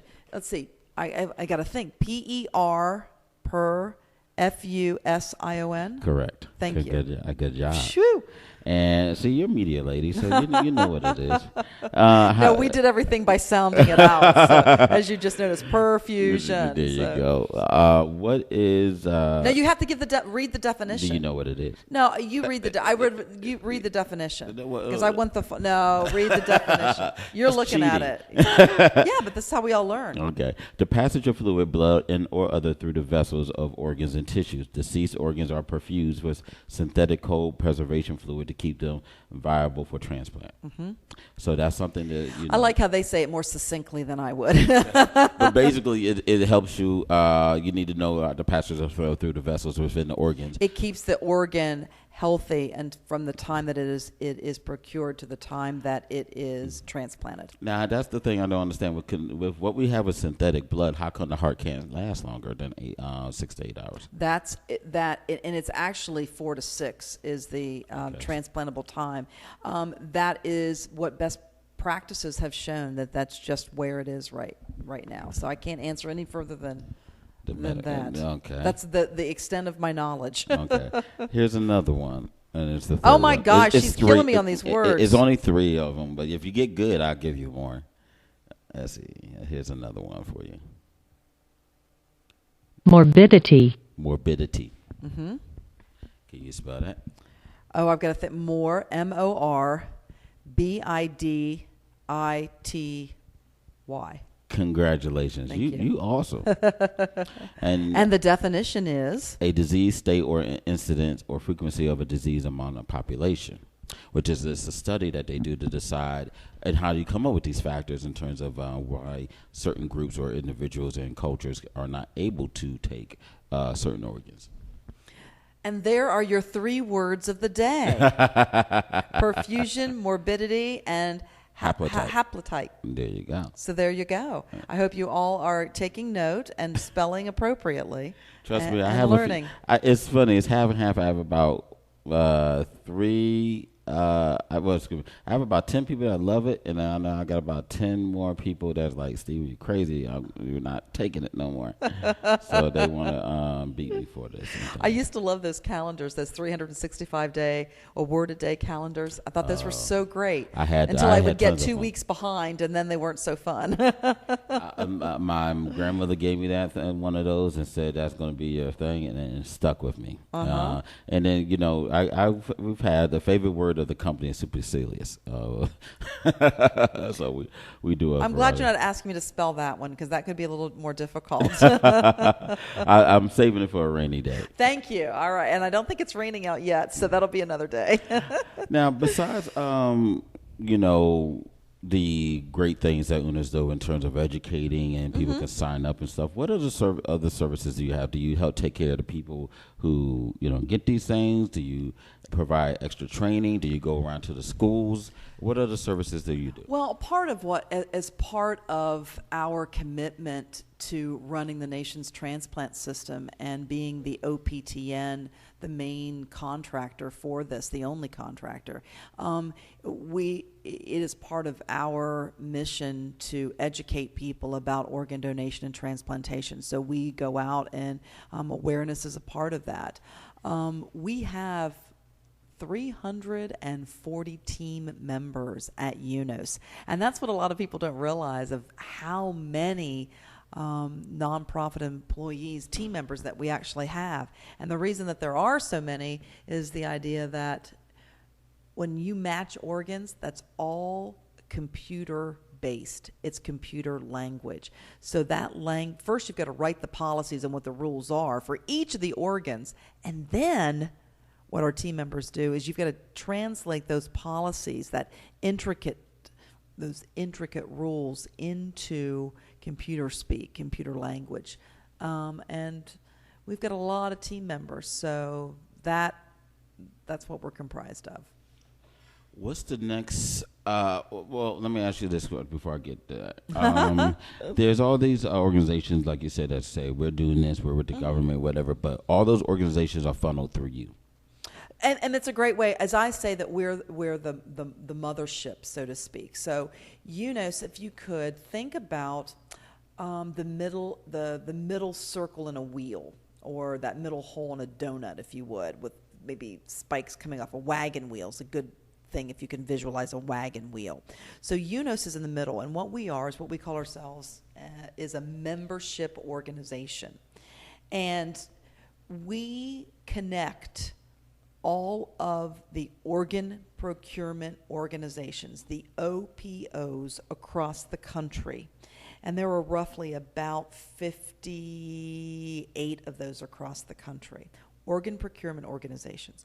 And here in Central Virginia and across the Commonwealth, the OPO organization that we work with, they are members of UNOS, is LifeNet Health. And they work on the grassroots level with the families, the donor families, with the deceased donors. So let's say your loved one is in that car accident, you know they're not going to make it. You're going to get a call from someone from an OPO, and in this area it's from LifeNet Health, who says, I'm sorry, your loved one has designated as an organ donor, and we're going to walk you through that process. They work with you. On the other side, so once we procure those organs, they come into UNOS, they come into our computer system, and we have to match them up with just the perfect candidate. So we have that waiting list right now, and we've got over 120,000 people on the waiting list. The other side of the equation is transplant centers. There are more than 245 transplant programs in the country. Hospitals that are doing transplants is the basic way. And they have to be members of UNOS because they have to follow all the guidelines and the policies. And so when we find the perfect heart to be transplanted, we have to make sure that that transplant program, that hospital, does everything that we have asked. They're following the rules so that the packaging is proper for the organ, that it's transported to the transplant center so that there's no contamination. We make sure that they follow that you don't wait 15 hours to transplant a heart because that's outside of the limit. They have to follow all the rules, as does the OPO, and we as an organization, UNOS, we do a lot of quality control to make sure that they're doing the right thing, because in the end, it's all about patient safety. When you as an individual go into a transplant facility, you want to make sure that you're going to receive the best possible care, and we help to ensure that. Is there a world initiative, sort of like you see all the initiatives for like global warming? You got the something 7 in UNIPAC, all these different groups, for the superpowers in the world, things of that nature. Do you see a unified effort? And I know there probably is, but I'm not familiar with it, of all the different countries globally to help fix this. Like there's the international, something like the International Red Cross. Yeah, there is not a worldwide push. This is all done by different countries. Many countries have transplant programs in place. Many of them have sought our being UNOS's assistance in putting together transplant programs and what that system looks like. There are some countries that still do not have policies in place. Do you have to be a citizen of the United States to receive a transplant? Mm-hmm. I have to say, I don't have an answer to that. I don't know. And I'm real frank. When you ask a question, I don't know the answer. I'm not going to pretend that I do. I can tell you that. See, there's people who get care, and Right. obviously for a variety of different things. I'm not hating on anybody if they're citizens or not. That means nothing to me at this moment. Life is a life. when it comes to health and a variety of things, I feel like this: someone needs help, give it to them. I know we're stretched thin, everybody's stretched thin, but there's also money in a lot of places. I've always been like, someone's sick, oh, they not citizen, we got this. If it means bringing you over and you staying at some donated place to help somebody sick and you're on a waiting list and something, and it worked out for you, cool. Now, granted, well, you can't. And here's the thing that maybe what you're thinking is that like you're living in, I don't know, Belgium, and all of a sudden you're trying to get a transplant in Belgium and you can't. You move over here and to get a transplant, you have to be receiving health care here in the United States. To be placed on the waiting list. What if you need that? What if you need something, but like you're homeless or you're indigent and things like Medicaid, or like there's a lot of people think, you can easily if you don't have health care, you can get Medicaid. It's not that simple. Yeah, and to be honest with you, someone who's homeless is not going to qualify because you have to show that you're going to take those immunosuppressant drugs. Because if we give you that heart that is so special and you don't take those drugs, or don't have a mechanism to take them, you're going to lose the transplant. And that's a heart that could go to someone else who is going to take care of it. So that is one of the questions that when you're going through the all of the paperwork that is asked, are you going to be able to take those immunosuppressant drugs? Somebody from commented, said thank you for helping to promote organ donation and Transplantation. Yeah, transplantation. Sorry, my eyes are not working on me today. And we've got a lot of wonderful supporters who are out there, and that's what it's all about. And when you say supporters, it's all of us supporting each other. And as I tell people, we will be there for you. If you need a transplant, we will be there for you. We will try our best to match the perfect organ to you. We'll do it as quickly as we possibly can. Unfortunately, though, because there are not enough organs, the wait can sometimes be very long. So, for example, someone who needs a kidney, it's not uncommon for someone to wait 5, 6, 7 years to receive a deceased donor kidney. Now, the good news is that they can wait because there's that bridge called dialysis that gets you to transplant. And some people who are on dialysis can't take the kidney because of all the other stuff going on. And that is absolutely true. So, and you can remain on dialysis forever, but for those of you on dialysis, or if you've ever known anyone on dialysis, that's a rough road. It's a very rough road. My question is this: how come, and not against UNOS at all, but organizations, or maybe even just UNOS, how come we're not partnering? You encourage advocate health, but how come we're not partnering to help lower the cost of food, or healthy food, or organic foods, things of that nature? It's just, for us personally, it's just outside of all of the stuff that we have to do. We have so much on our plate, but that's definitely, should that be a division? Because I figure like that would help, and it serves two purposes. One, it helps educate those. It further encourages people to eat healthy for those who want to donate and who just want to live a party life, whatever. Because you're not, obviously, if you're James Bond and his liver is not going to ever be donated anywhere for as much drink he does. But I'm just saying that there's a lot that could be to help. And then the other aspect is it can help people who are receiving and eligible to be receiving, and to help educate, okay, this is what I need to do to help eat. Because sometimes people don't, unfortunately, information is all over about eating healthy. But sometimes people don't pay attention until it happens to you. It's not in their radar. And so now, obviously, there's avenues, and of course, y'all point them in the right direction. You got great doctors, all these different things. But to me, it would be a natural line of progression to have that as a, not to take a lead, but as another division, nutritionists, all those different things to help support that. I will bring it up. How's that for an answer? Okay, the board meeting would probably have an issue and get out. I will bring it up. I won't. There is so many things that we currently do. Working with all of our members, which would include all of the organ procurement organizations across the country, as well as the transplant programs. Working with all of our policy development, working to make those matches happen. There's just a lot of different fronts that we're on. So, but you know what? In the end, if we all just picked up that bottle of water and started drinking it, it would probably be better for us than the Diet Coke. Or nothing against Diet Coke, because I do love it, but it just, I will call the company up right now and tell them that Ms. Schaffner said. She said, don't drink that. Donations. How we talked about signing up, getting educated, inform others, let people know, share the news. Let's say someone says, I have some money I want to give to the organization. I love that. You have a great heart and you want to sign up to be a registered donor, but you also want to give to UNOS in a financial way. And we love that. We are a nonprofit organization.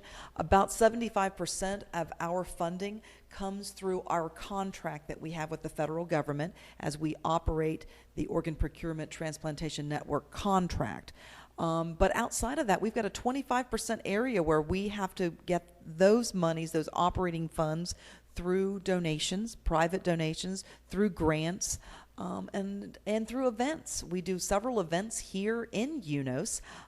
The one that's coming up here soon is called United for UNOS, and you can visit our website, United, common spelling, for, F-O-R, UNOS, UNOS.org, and you'll find all the information about the event. It is the first Friday in October, which is October 3rd.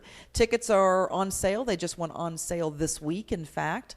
They are available right now, and it's a wonderful evening to learn about UNOS, support us financially, and it's called a smorgasbord. So we've got 18 different restaurants in Metro Richmond that donate food samplings. So you go around tasting their signature dishes. And they're really good, I must say. I do recall. The cheese was good. Very good. And then we also have beverages there as well. It's both inside in the gallery at UNOS as well as outside in the National Donor Memorial. So it's like two events wrapped up into one. And the highlight of the event is really our Faces of Transplantation. That is the evening where we unveil 12 new people who are touched by transplantation. They are living donors. They are transplant recipients. They are those on the waiting list. They are transplant professionals. And those faces of transplantation, the people who are directly connected to what we do, are unveiled that night. United for UNOS, 6th annual soiree, Friday, October the 3rd. Awesome. It is awesome. Now, volunteers. How can people volunteer, or do you got events? Often and always. That's what I say. Often and always. We have many events that take place throughout the year, and you can visit. You can visit unitedforunos.org, and you can drop us an email through that location. You can call us at 782.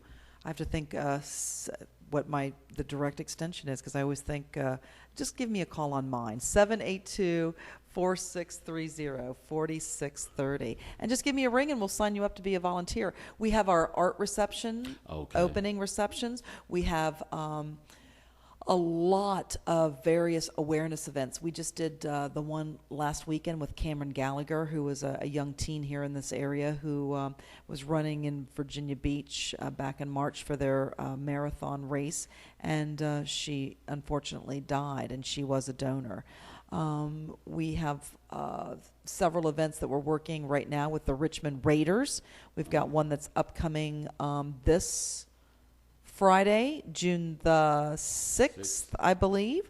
You will find us at the Richmond Raiders game, so we encourage you to come by. And we're also at the Richmond Raiders game on June the 20th with awareness and just hitting sporting events. And we've got lots of things going on throughout the year that we need volunteers to help man our awareness educational tables and handing out brochures and information. So give us a ring. The Workplace for Life program.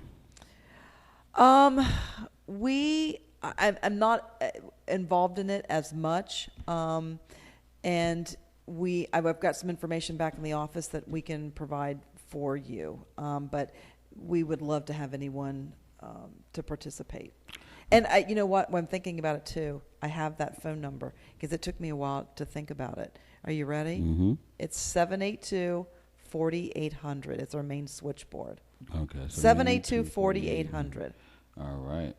Now, what's the next step, next direction for UNOS? Where's UNOS heading tomorrow? Like UNOS is heading tomorrow in that we are working now in the new arena that we gently talked about with face and hand transplants. That is new. We are also going into a new area where we'll change the way that kidneys are allocated to hopefully save more lives this year. Those are the two big pushes that we have for 2014. Organ transplants does not, I got this question, and I'm halfway tempted not to, but I guess it's not a life-saving situation, but your main focus is on those six. Those six organs, that's what we do, those life-saving organs. But the foot, someone's a foot transplant or a skin or those. The VCA, that is the hand. They haven't done like double leg transplant, but hand transplants they have done in face transplants. That is part of us now. As just for 2014, we'll start making those matches. Because someone asked, how does they said they're not being funny, but how does penile transplants? Ain't gonna happen with us. So and that's probably a good note to leave it on. I understood it's a fair note because the reason why that is that he knew somebody that had certain parts of it taken, and it was it went well, but he was not able to function fully, but he was able to use and had health issues and wanted to know who do they contact to report something, because they went back to the they went back to the medical and insurance, but they want to report so they let others know their experience with it. So they complain to you, the government organizations? It would be, I would probably go back to the medical facility for which that procedure took place, but not covered by UNOS. That is not one of the life-saving transplants. Exactly. Ma'am, we have been fully educated by you. Well, I thank you so very much. I really appreciate all of your interest, and Legacy Internet Radio just rocks it tonight. And take your 3 key words and rock on with them this week. And if nothing else, as you leave this conversation tonight, take the idea of education. Educate yourself. Education will get you everywhere. Exactly. And it can save lives. Because if you ever, and please give us the websites, the phone numbers, and all that other stuff again. All right. The easiest way to find us is at 804-782-4800. That's for UNOS. It's our main switchboard number, United Network for Organ Sharing in downtown Richmond. We encourage you to come visit us, and you can stop by anytime. We have folks in the office Monday through Friday, and that address is 700 North 4th Street in Richmond, and that's at the corner of 4th and Jackson Streets. That's in downtown, right off of Interstate 95. We are just a block north of the Richmond Coliseum. Everybody knows that big round building downtown. And we invite you to check out our website at unos.org. You'll find a lot of information there, facts and figures and the myths that we talked about, some of the new policies that UNOS is working on for 2014. And we invite you to be a part of the public discussion on all of that. And thank you so much for letting us join you and educate you tonight. I thank you very much. We've learned a lot, and I appreciate it. And if there's any new events, programs, anything else going on, please let us know. I know the man to get in contact with. Thank you very much, because we are going to we got all this great literature. I've got great literature too, so I'll leave it here. So if you get questions that come through via your Facebook page, oh yes, we're gonna get you've got some information you can pass along to No problem. We're gonna stick around. We're gonna grab pictures so we can get online and things. And I thank you so very much, and everybody. And I thank everybody that's listening on LegacyInternetRadio.com. and also on our MixLR page, Enliven Radio. I thank everybody so very much. Everybody's listening through the TuneIn application. I want to thank also everybody who's just joining in and ask questions. Miss Swinson, I thank you very much. Miss Michelle K. Robinson, thank you very much. I appreciate all of you. Make sure you check out all our other great shows on Legacy Internet Radio. Monday, you have Ain't No Half Stepping with Marcus J. from 7 to 9:30, 10 o'clock. You have me, Enliven Radio, Mr. LP, Steven Sykes with Miss Brandy and Mr. Sincere from 7 to 9. Sometimes we go a little over. Wednesdays, we have the Green Room version 2.0 with comedian Jay Grizzy and comedian Lissa P. Both those guys, she and Jay Grizzy, are just excellent and a lot of fun. On Thursdays, All Throttle Radio, the Black Biker Experience from 7 to 9. We also have on Fridays a mix of a whole bunch of different shows. Clutch is on hiatus at the moment. On Saturdays, the P Show from 12 to 2. Great show, entertainment, a lot of fun, and a lot of laughs. We have, did they just play that? The Music Only Show. We have music from all different types of things going on. We also have the Throwback, which is comes back on from after that. And, of course, from 7 to 9, Deep House Sessions with DJ Renee Melendez. And you never know. You tune in, we got a variety of different things. Also, you can have any questions, comments, concerns. You can catch me on Enliven Radio. That's ENLIVEN Radio, RADIO, at gmail.com. You can also post messages, comments, concerns on Enliven Radio's Facebook page. And always be good to each other. And if you have any questions, comments, concerns, let us know. I am your host, the one and only Mr. LP, Steven Sykes. And we are out. And have a blessed evening and be good to each other. Bye-bye.